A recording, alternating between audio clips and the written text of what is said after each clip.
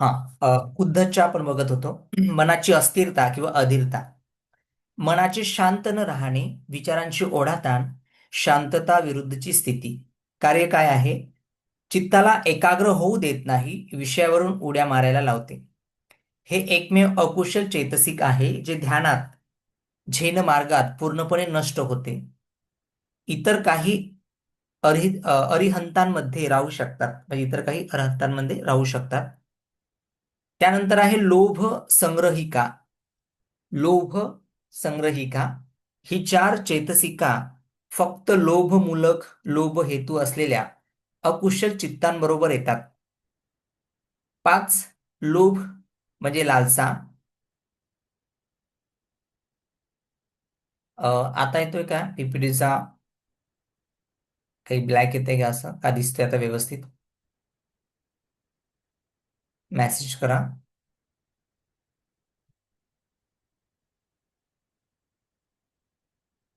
ठीक आहे, पुन्हा शेअर करतोय.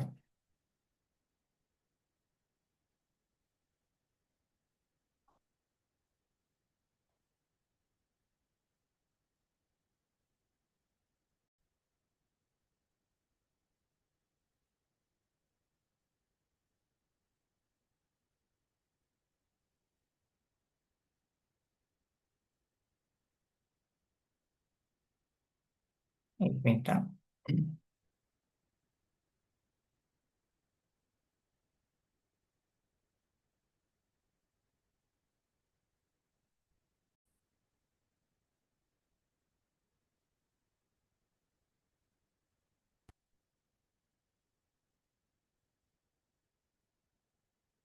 थोडा पॅच घालवूया आपण.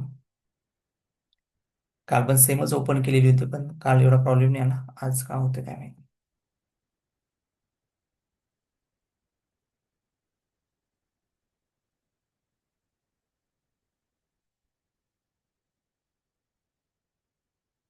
ओके, एक मिनिट थांबूया आणि मग पुन्हा सुरू करूया आपण.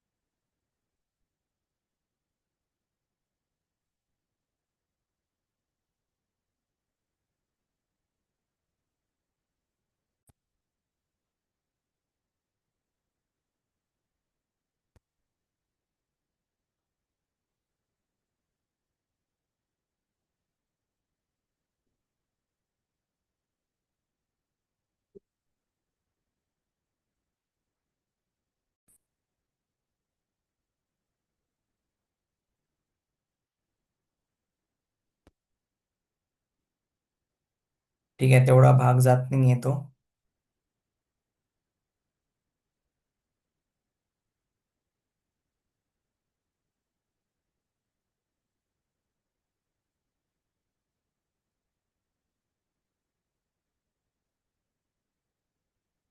ठीक आहे, तो भाग जात नाही तेवढा छोटासा वाला.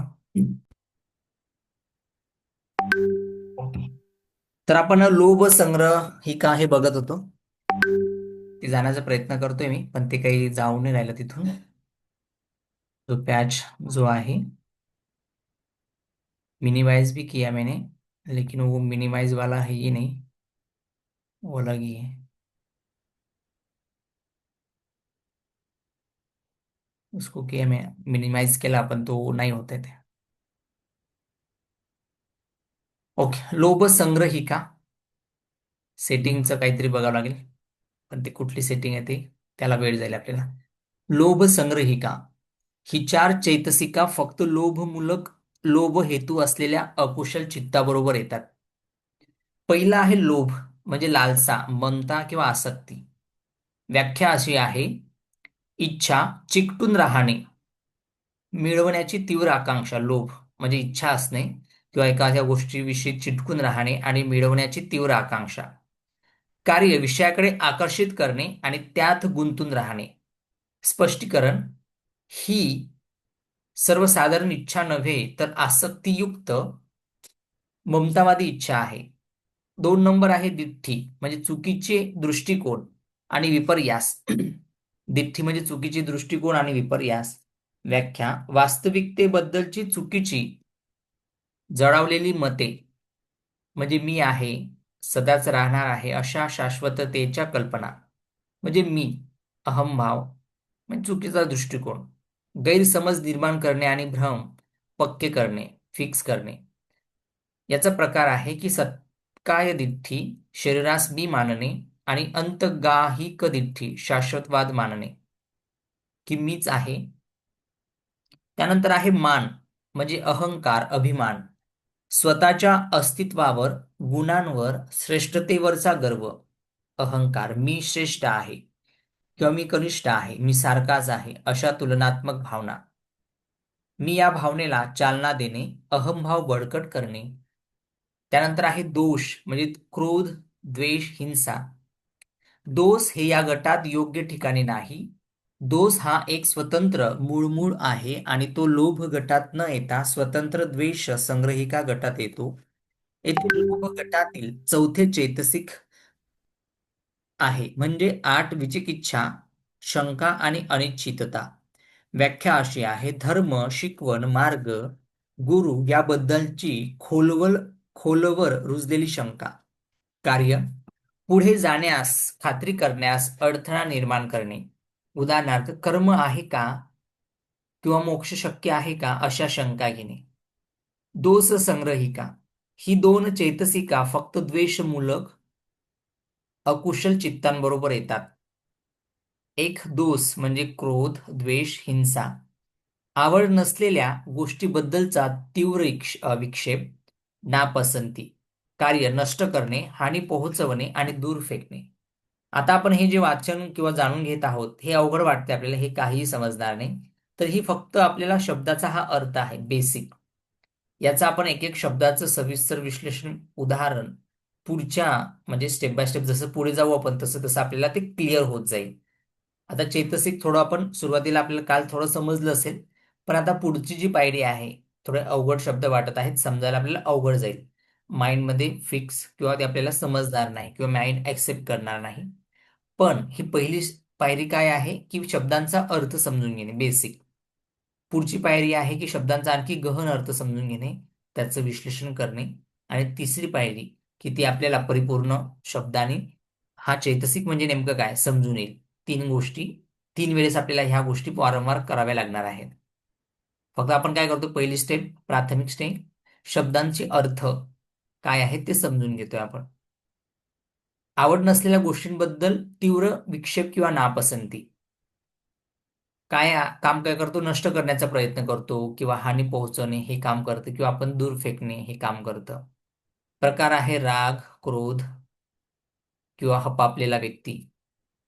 त्यानंतर आहे ईर्ष्या, म्हणजे इस्सा, मत्सर, ईर्ष्या. इतरांचे सद्गुण, संपत्ती, यश पाहून जळफळाट होणे. कार्य, इतरांच्या भल्यावर खूप वाईट वाटणे, त्यांच्या नशिबाचा हेवा करणे. ईर्ष्या, इतरांविषयी ईर्ष्या करणे.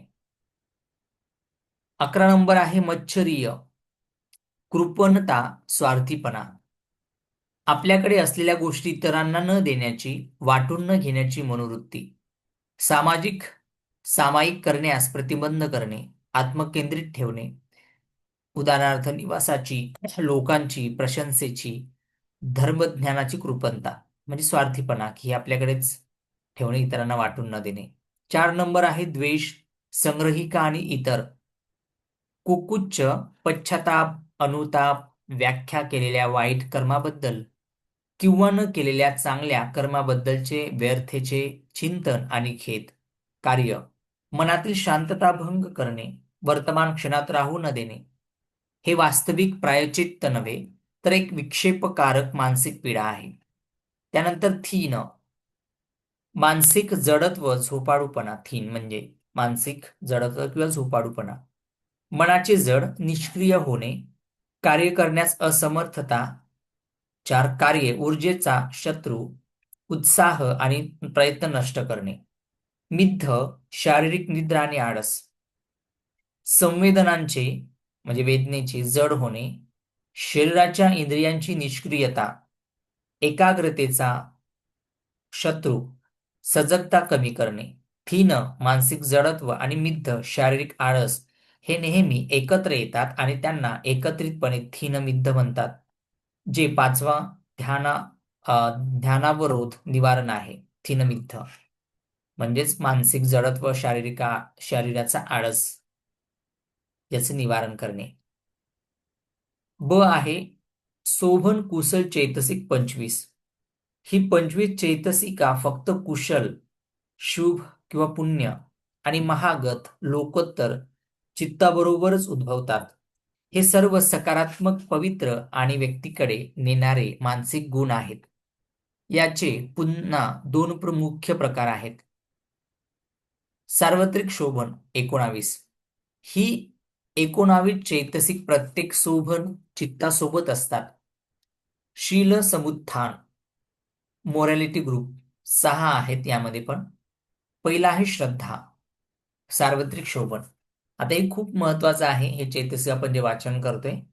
मी पुन्हा सांगतो की ही प्राथमिक स्टेप आहे. पुढच्या वेळेस आपण याचं पुन्हा रिव्हिजन करणार आहोत. म्हणजे हे जे मी वाचन करतोय, हे एका वेळेस आपण काय काय आहे स्टेप बाय स्टेप शब्द आणि त्याचे अर्थ समजून घेतोय.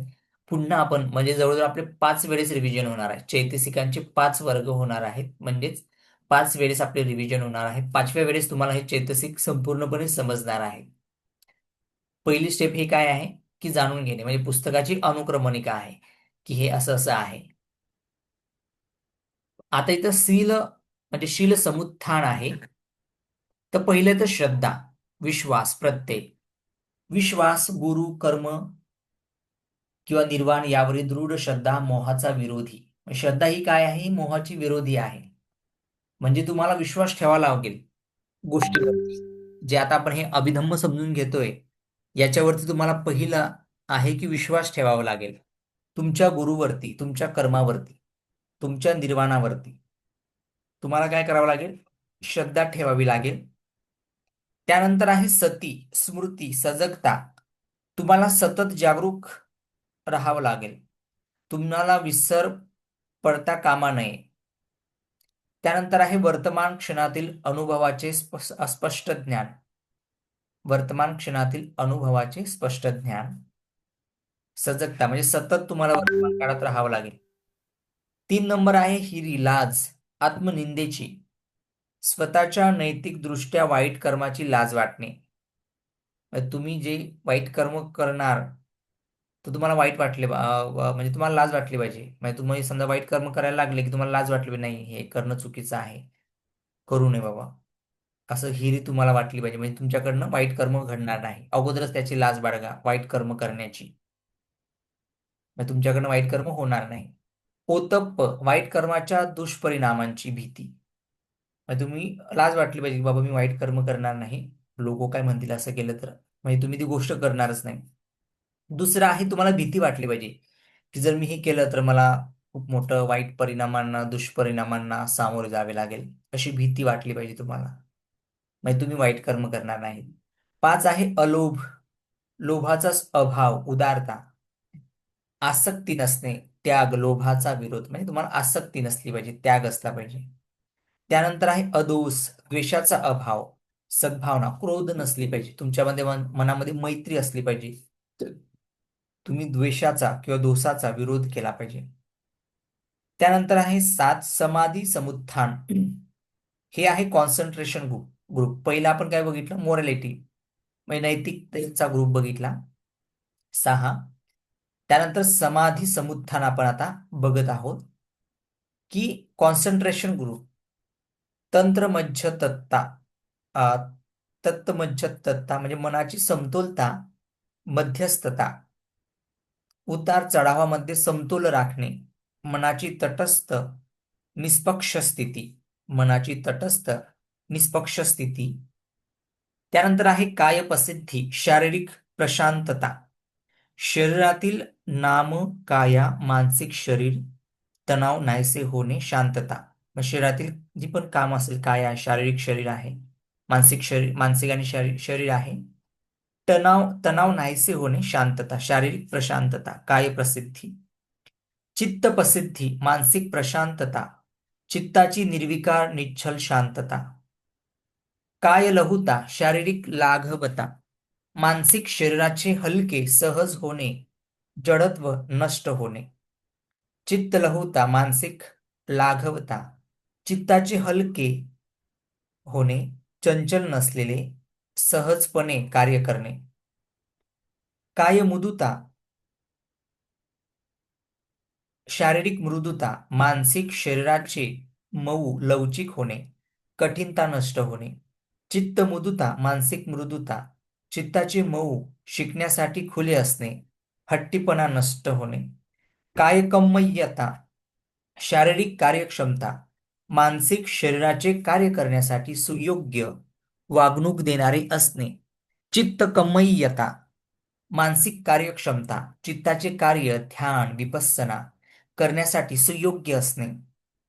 काय पा काय पागुय्यता, शारीरिक निपुणता, मानसिक शरीरातील कुशलता, निपुणता, अळ अडखळता न कार्य करणे. चित्त पागुय्यता, मानसिक निपुणता, चित्तातील कुशलता, विषय समजून घेण्याची क्षमता. कायुजुगता, शारीरिक सरळता, मानसिक शरीराचे सरळ कपट रहित असणे. चित्तुजुगता म्हणजे मानसिक सरळता, चित्तुजुगता मानसिक सरळता, चित्ताचे सरळ वक्र नसलेले असणे, चुकीच्या दृष्टी दिठ्ठीचा अभाव. त्यानंतर वीर्य, ही तीन चैतसिक केवळ त्याच परिस्थितीत उद्भवतात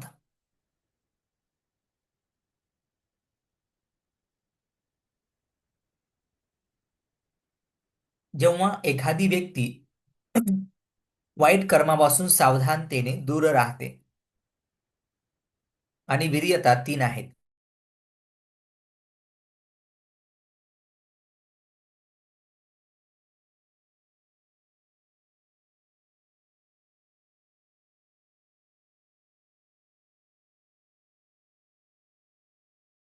आता हे वीर्यता म्हणजे वीरती तीन आहेत.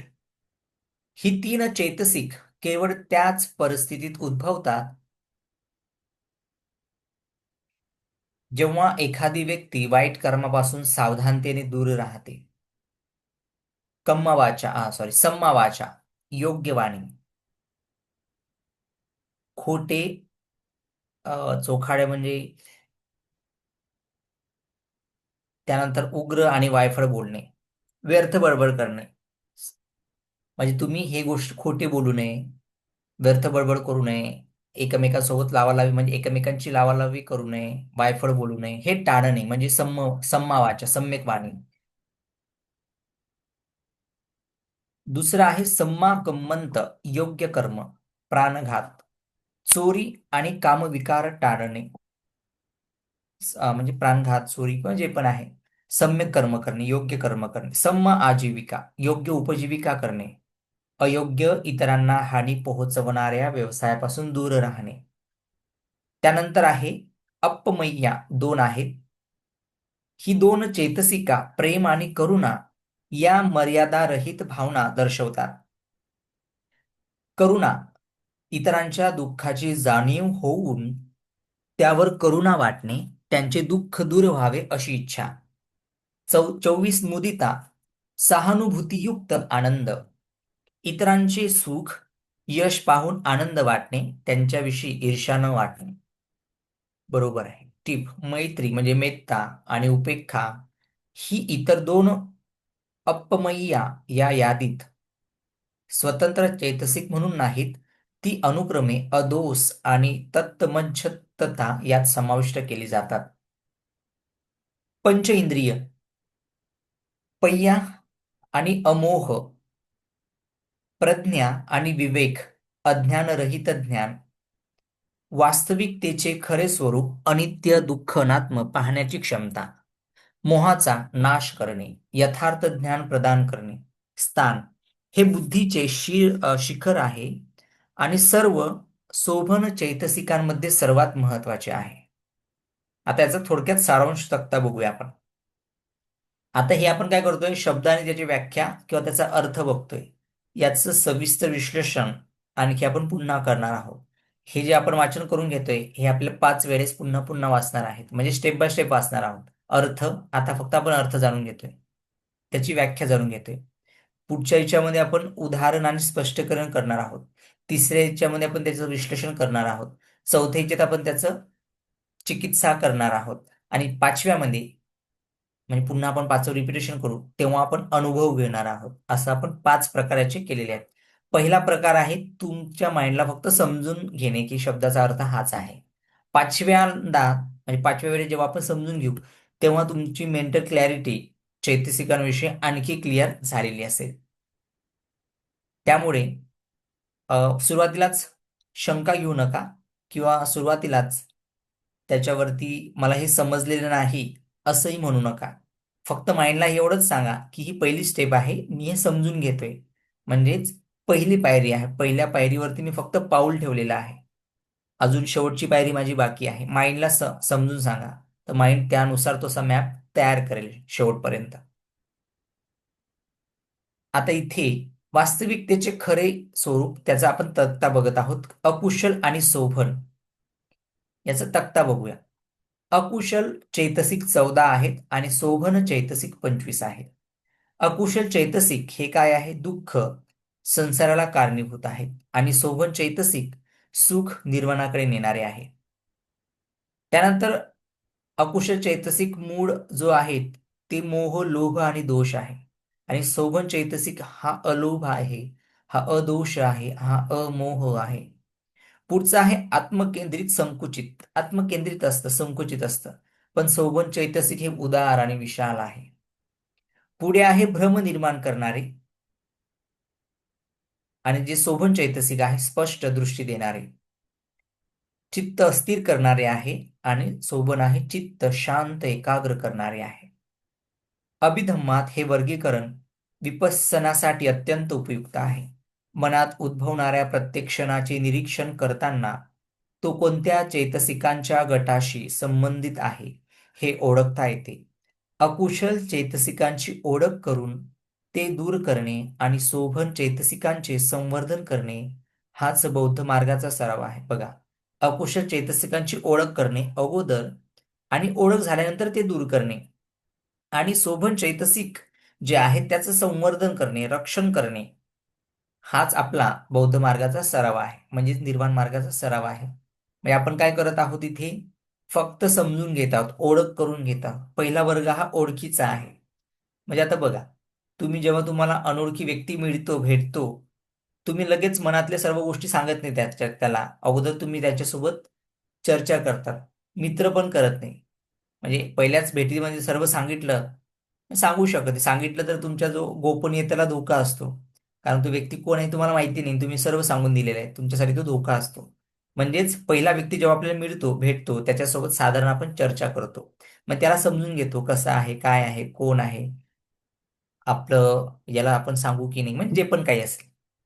तसंच याच्या तेच उदाहरण आपण यालाही लागू करू शकतो, की फक्त पहिली व्यक्ती आपल्याला भेटलेली आहे, त्याच्यासोबत आपल्याला त्याला जाणून घेतोय की तो कसा आहे, ओळख करून घेतोय.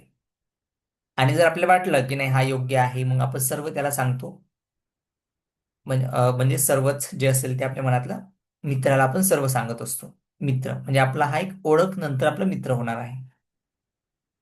आता याचा गट आहे की आपण जे आता बघितलं आतापर्यंत, अय्या समान 13 आहेत, हे सार्वत्रिक मानसिक घटक आहेत, युनिव्हर्सल ज्याला म्हटलेले. पकिन्नत 14 आहेत, प्रासंगिक घटक आपण बघितलं की फक्त प्रसंगावधान, प्रसंग बघूनच विविध वेळेचं चित्त उत्पन्न होतं. त्यानंतर अकुशल चैतसिक आहेत 14, केवळ अशुभ चित्तासोबतच उत्पन्न होतात. पुढे आपण बघितलं शोभन कुशल चैतसिक आहेत 25, केवळ कुशल महागत चित्तासोबत उत्पन्न होतात आणि हे आहेत 52. हे 52 आपण बघितले चैतसिक. काल आपण काय बघितले होतं की अय्या समान आणि पकिन्नक बघितले होतं. आज आपण अकुशल चैतसिक आणि शोभन कुशल चैतसिक बघितले. 14 आणि 25 बघितलं म्हणजे काय, फक्त ते शब्द बघितले आपण आणि त्याचे अर्थ बघितले. त्या प्रत्येकाचे विश्लेषण आपण आणखी केलेलं नाहीये, त्याचे उदाहरण आपण घेतलेले नाहीये, त्याचा अनुभव आपण घेतलेला नाहीये. आपल्याला त्याला 5 वर्ग द्यावे लागतील. हा पहिला वर्ग आहे, फक्त आपण समजून घेतोय. अनुक्रमणिका संख्यासहित. आता याचा संदर्भ, ही विभागणी अभिधम्म संगहनी म्हणजे धम्मसंगिनी आणि अठ्ठसालिनी या ग्रंथात स्पष्ट केलेली आहे. हे जे आपण आता हे बघितलेलं आहे, हे फक्त अ, त्याच्या त्रिपिटकामधील अभिधम्ममधील बघितलेलं आहे. पण याची सविस्तर विश्लेषण अभिधम्माची अठ्ठकथा जी आहे अठ्ठसालिनी, त्याच्यामध्ये आणखी स्पष्ट केलेली आहे. ती आपण पुढच्या वर्गामध्ये बघणार आहोत. चैतसिकांचा अभ्यास विपස්සनासाठी अत्यंत उपयुक्त आहे, कारण मनाच्या प्रत्येक क्षणाचे विश्लेषण करण्यासाठी हे मूलभूत तत्वज्ञान आहे. बघा, चैतसिकांचा अभ्यास अत्यंत उपयुक्त आहे, कारण मनाच्या प्रत्येक क्षणाचे विश्लेषण करण्यासाठी हे मूलभूत तत्वज्ञान आहे. तुमचं जे मन आहे त्याच्या प्रत्येक क्षणाचे विश्लेषण करण्यासाठी हे मूलभूत तत्वज्ञान आहे. आणि हे मेडिटेशनसाठी पण. विपश्यना म्हणजे काय, पश्यना विशेष पद्धतीने पाहणे. कोणाला? स्वतःला, शरीर आणि मनाला विशेष पद्धतीने पाहणे. विपස්සना जेव्हा शब्द तुम्ही ऐकता तेव्हा तुमच्या मनामध्ये वेगळे त्याची व्याख्या येत असतील, पण त्याची व्याख्या हे सोप्या ढोबळमानाने एवढंच करू शकतो. विपස්සना म्हणजे काय, आपल्या मनाला म्हणजे चित्ताला आणि शरीराला विशेष पद्धतीने पाहणे. आणि तेच चैतसिकांचं आहे. चित्त आणि चैतसिक, रूप आणि निब्बाण हे 4 भाग आहेत आणि या 4 भाग आपण विपश्यनाच्या माध्यमातून अनुभवतो, जे आपल्याला विशुद्धी मग्गामध्ये पण सांगितलेलं आहे. आता आपण चैतसिकांवरती फोकस करूया. चित्त आपण फक्त समजून घेतलेले आहेत. चैतसिक त्याच्यामध्ये निर्माण होणारे विचार आहेत, थॉट्स आहेत, त्याचा आणखी आपण सविस्तर पुढच्या 5 वर्गामध्ये बघणार आहोत. आणि प्रत्येक मनाच्या प्रत्येक क्षणाचे आपण विश्लेषण स्टेप बाय स्टेप आता पुढच्या वर्गापासून करणार आहोत. आता इथे चित्तविषयी संघ चे आधुनिक मानसशास्त्रीय दृष्टिकोन बघूया. आता याचा आधुनिक दृष्टिकोन काय आहे हे समजून घेऊया. अभिधम्म संकल्पना आधुनिक मानसशास्त्रातील समतुल्य संकल्पना ही आहे विज्ञानावर आधारित स्पष्टीकरण. आता इथं मी तुम्हाला देणार आहे. चित्त जे आहे जे मानसिक प्रसंग आहे, कॉग्नेटिव्ह इव्हेंट म्हणजे काय की मेंदूतील न्यूरल नेटवर्कची क्षणिक क्रियाशीलता, हे एक मानसिक स्थिती आहे, मेंटल स्टेट. विषय काय आहे, आरंभन, उद्दीपक बाह्य किंवा आंतरिक उद्दीपक, सेन्सरी इनपुट, विचार आणि स्मृती.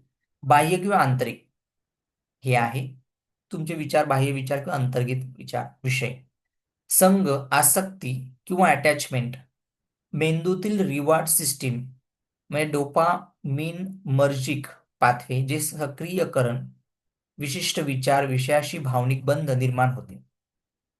डोपामाइन म्हणजे तुमच्या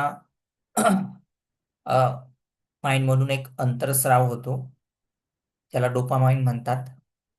त्याचा विचार आणि विषयाशी भावनिक संबंध एक निर्माण होतो. हे आपण पुढे बघणारच आहोत, फक्त एक थोडक्यात बघून घेतो आपण. स्पर्श, सेन्सरी प्रोसेसिंग, मेंदूच्या विविध भागांमध्ये दृश्य श्रवण येणारी माहिती एकत्रित करण्याची प्रक्रिया.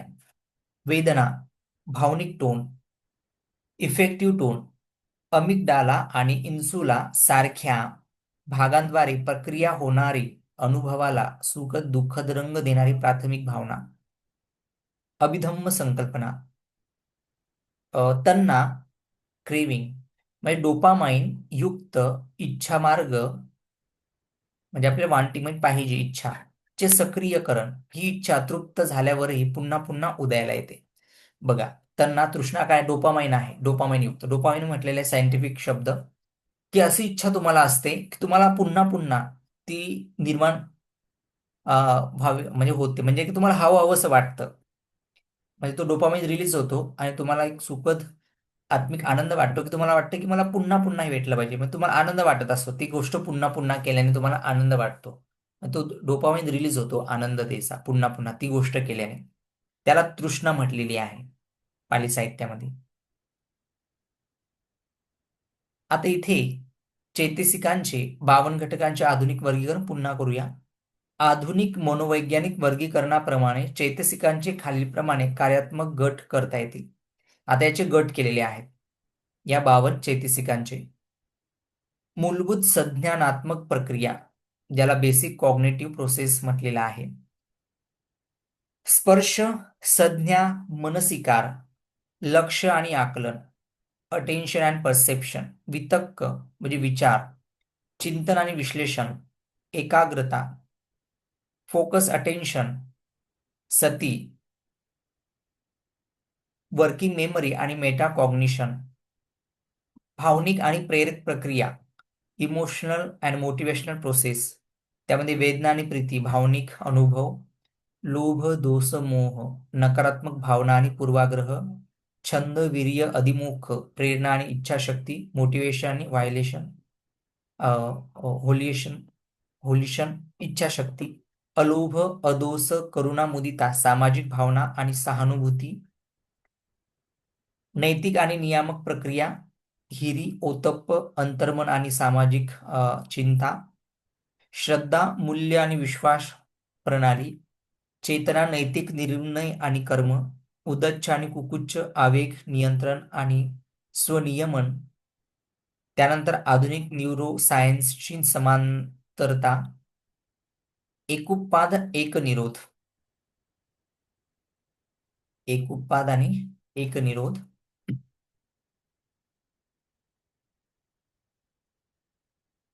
ओके, आता एक थोडी दुसरी पुढची स्लाइड शेअर करतोय.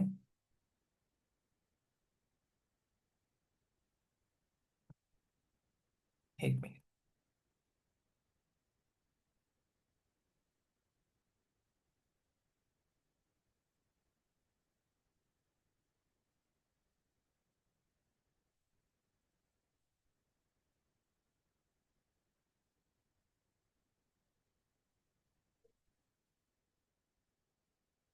आता हे जे आपण जाणून घेतोय, तर ही आपली पहिली स्टेप आहे.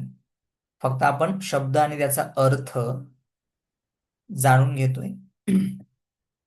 आणि हे जे चैतसिक आहे, ही एक काय आहे, मानसिक प्रक्रिया आहे. पुढची स्लाइड केल्यानंतर आपल्याला त्याचं गोष्टी माहिती होऊन जाईल. थोडं एवढं वाचूया. एकोपाद आणि एकनिरोध हे न्यूरल सिक्रोनी आहे. मेंदूतील न्यूरॉन्सचे गट एकाच वेळी सक्रिय होतात आणि विस्कळीत होतात. मानसिक स्थिती ही मेंदूच्या विद्युत रासायनिक क्रियेचा क्षणिक आवेग आहे. एकोपाद, एकनिरोध. त्यानंतर चित्त चैतसिक एकत्व, नेटवर्क मॉडेल्स ऑफ माइंड. एका मानसिक प्रसंगाला चित्त, मेंदूच्या विविध नेटवर्कची म्हणजे चैतसिक एकत्रित क्रिया म्हणून पाहता येते. उदाहरणार्थ, भीती म्हणजे फक्त एक भावना नसून अमिगडाला क्रिया, हृदय,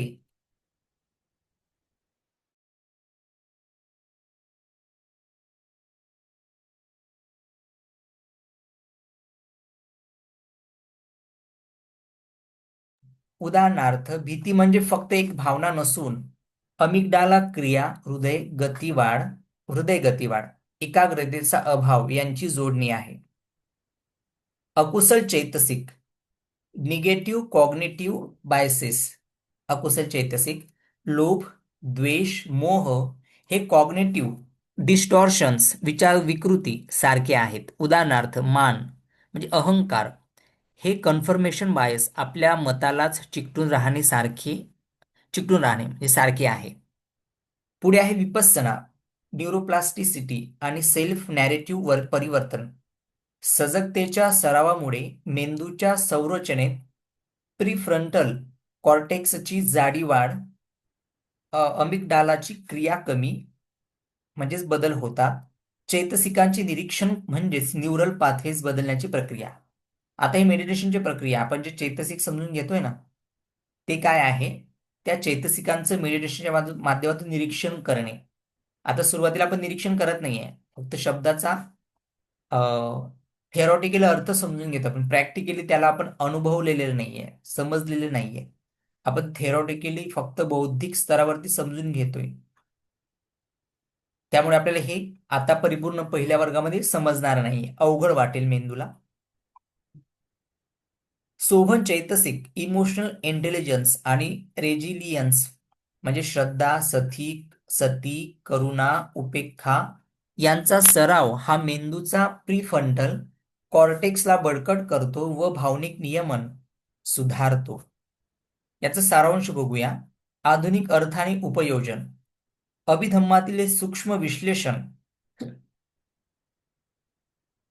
cognitive behavioural therapy CBT mindfulness based थेरपीजशी थेट जुळते.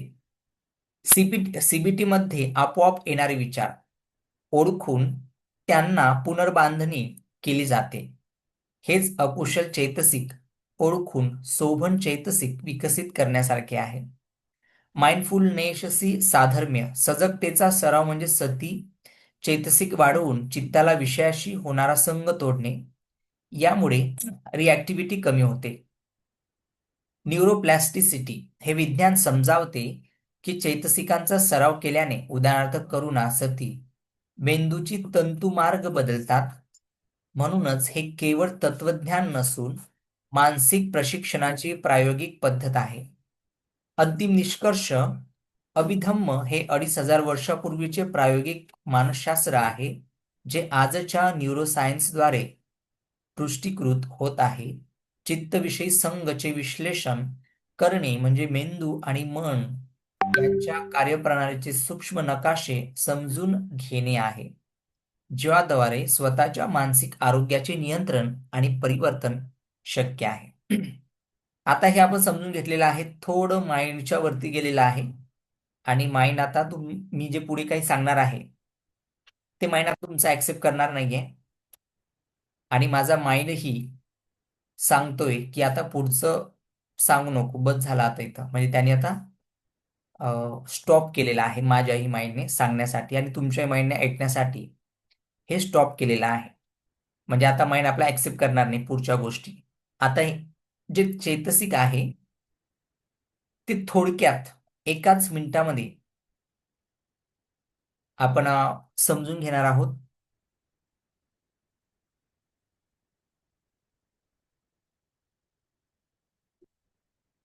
पुढची स्लाइड शेअर करते. आता आपण काय करूया, 2 मिनिटं मेडिटेशन करणार आहोत. थोडं माइंडला रिलॅक्स करणार आहोत आणि 2 मिनिटामध्ये आपण हा आपला वर्ग संपवणार आहोत. त्यासाठी सर्वांनी हळुवारपणे डोळे बंद करायचे आहेत. हळुवारपणे दीर्घ श्वास घ्यायचा आहे, दीर्घ श्वास सोडायचा आहे. डोळे बंद केल्यानंतर 5 वेळेस करायचा आहे. दीर्घ श्वास घ्या आणि दीर्घ श्वास सोडा. 5 वेळेस करा.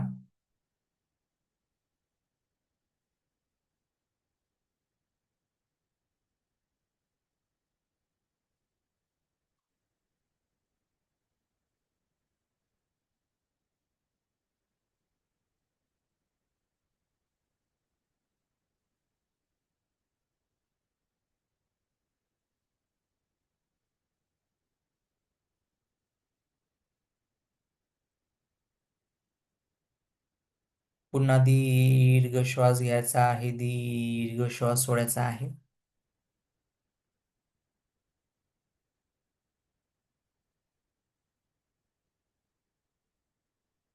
शरीराला रिलॅक्स करायचं आहे. चेहऱ्यावरती स्मित हास्य आणायचं आहे.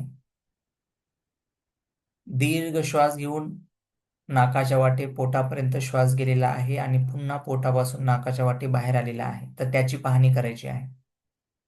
श्वास घेताना नाक, कंठ,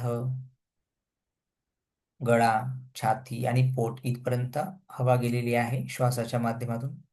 पुन्हा पोट, छाती, गळा, कंठ च्या माध्यमातून नाकाच्या बाहेर श्वास गेलेला आहे, याची पाहणी करायची आहे.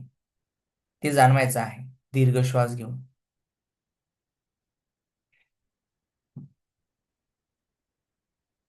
दीर्घ श्वास घ्या आणि दीर्घ श्वास सोडा.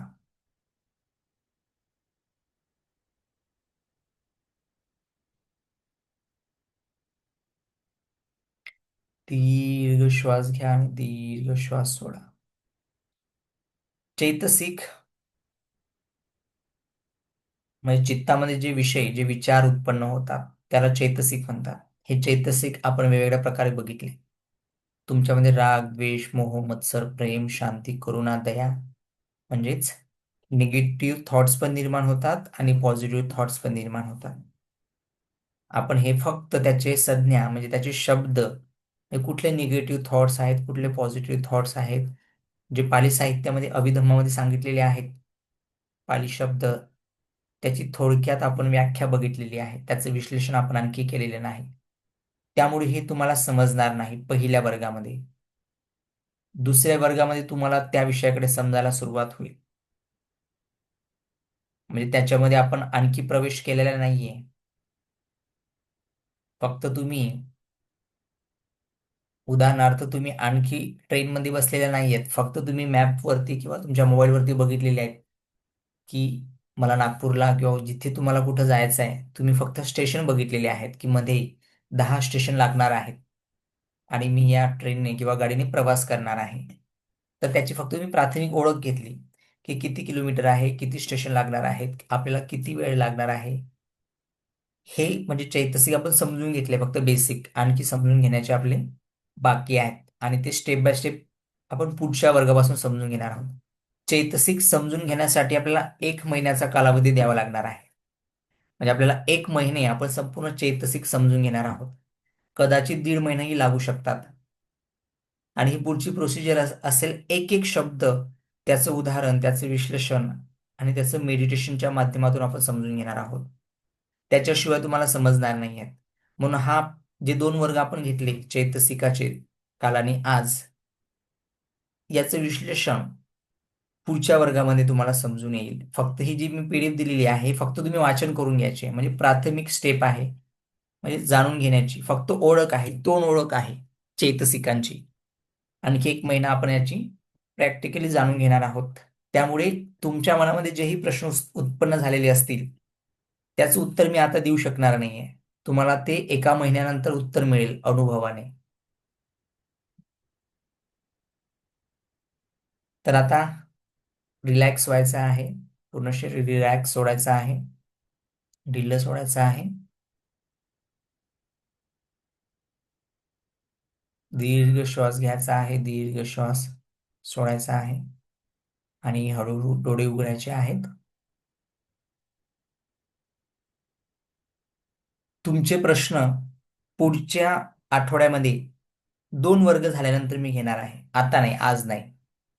कारण आज त्या प्रश्नांचं, शंकांचं निरसन तुमचं झालेलं नाहीये. कारण ते आपण परिपूर्णपणे समजून घेतलेले नाहीये. आता रिलॅक्स झाल्यानंतर डोळे उघडायचे आहेत. रिलॅक्स व्हायचं आहे. आणि तुमच्या प्रश्नाचे उत्तर पुढचे 2 वर्ग सांगितल्यानंतर मी घेणार आहे.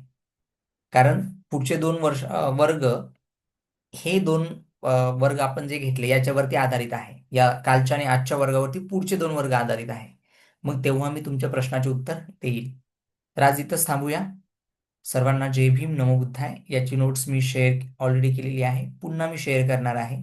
याच्यावरती आणखी एक वेगळा व्हिडिओ मी शेअर करणार आहे, तो तुम्ही ऐकायचा आहे पुन्हा पुन्हा, तेव्हा तुम्हाला ते मेंटली क्लिअर होईल. तर आज आपण इथंच थांबूया. सर्वांना जय भीम, नमो बुद्धाय.